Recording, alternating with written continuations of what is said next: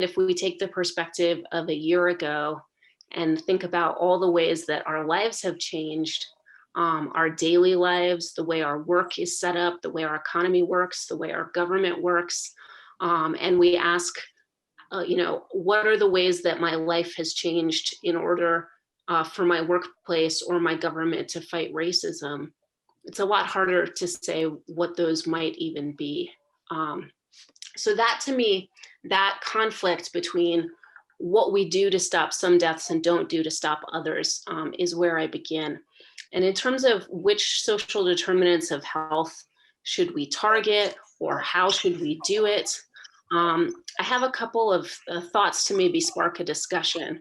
One is that the medical system matters a lot.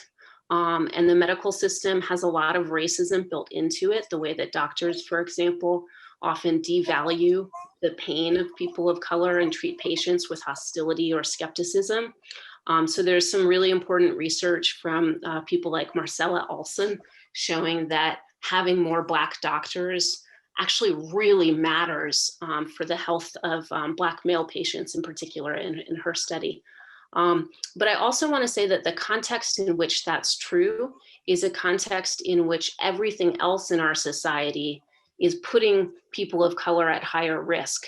Because if your life is basically going well, for most people, most of the time, you don't actually need a lot of medical care.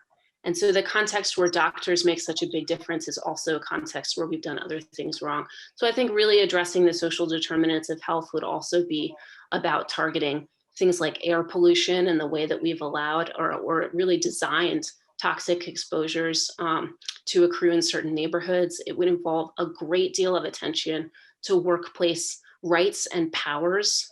And it would involve seriously addressing the disparities in wealth that came from slavery and from colonial dispossession in this country.